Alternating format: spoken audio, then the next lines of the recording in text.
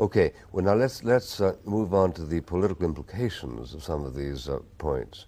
One of them is a continuing war by you against the notion that affirmative action helps people, right? Yes, but it's more than that. It's really a re-examination of the whole set of underlying assumptions, not only behind this program, but about social thinking in general. One of the things I wanted to deal with in this book, and the reason it's an international perspective, is whether or not a group is in fact formed by the society around it, or whether in fact the group has its own pattern, which follows it wherever it goes.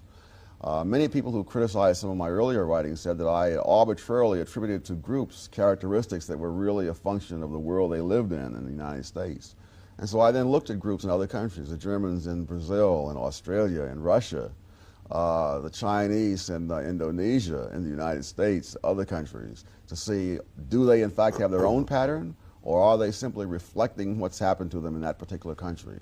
And what I found by and large was that they had their own pattern, that the Germans in Australia specialize in very much the same kinds of occupations and industries with the same kinds of skills, with the same kinds of, quote, stereotypes, unquote, about them as to their frugality, their hard working, their thoroughness, their honesty, law-abiding, etc., that you find in the United States. Well, but doesn't that contend a little bit with your notion that the culture is something you go piggyback on, for instance, when the Jews rose in their general level of IQ? Or is it a combination of bringing your own folkways, mores with you, but also getting on that which is dynamic in the culture you visit? It's obviously both, as most things are in social causation. But many people came in when the Jews came in, and faced, for example, with the free public libraries, the free colleges of New York City, and so on. Many of these other groups never went near those things, or very seldom. Whereas the Jews, having a history in which learning had a certain place that it did not have in other cultures, it was like a gold mine to them. The minute they saw all of this, they seized upon it. At one time, not only were the Jews a majority at CCNY, they were 20% of the students at Fordham University, which is Catholic. So that what you're saying is that there was something that catapulted them towards taking advantage of something that our culture provided.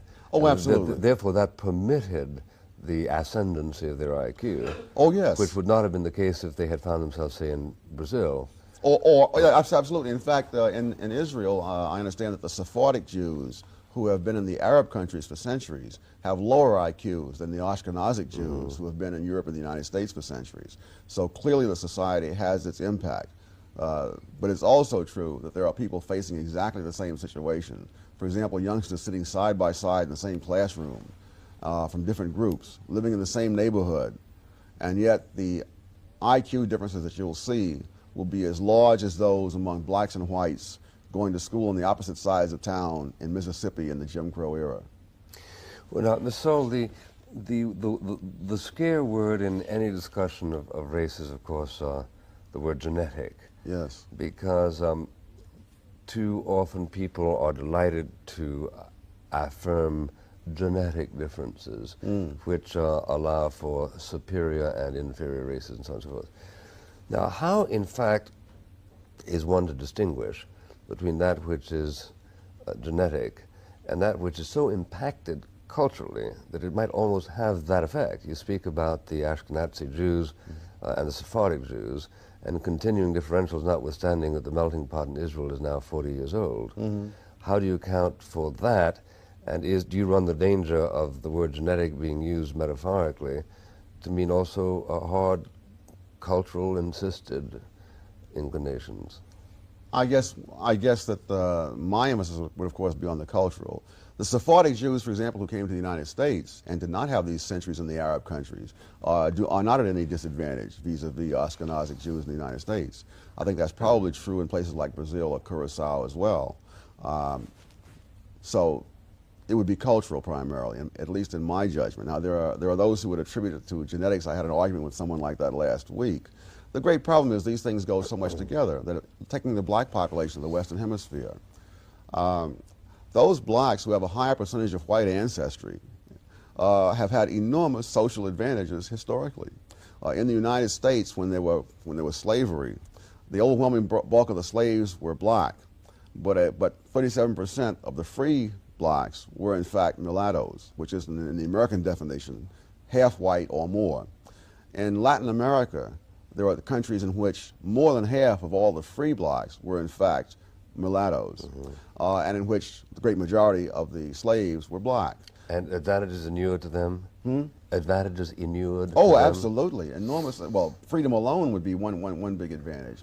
But even under slavery itself, there were distinctions made between the mulattoes and the blacks. The mulattoes being very often the offspring either of the slave owner or of the overseer, and therefore getting preferential treatment. And so throughout the Western Hemisphere, those people who have higher white ancestry among the black population have been economically, educationally, and otherwise more advanced. And in times past, it was quite common for them to attribute their success to genetics, when in fact they were fairly blatant historical differences. But the question is, how would you then separate out the two things, since they always occur together? So that when Huey Newton went to Cuba and ended up complaining that all the privates were black and all the non-coms were mulattoes and all the generals were white, he was really making your point. Absolutely. In fact, I'm amazed with all the way that the American performance in the Caribbean has been put under a microscope, that no one has noticed that those Cuban soldiers being brought back are black. Yeah, right. And those Cubans who are running the country are white, and the Cubans who are appearing on television defending their country are likewise white.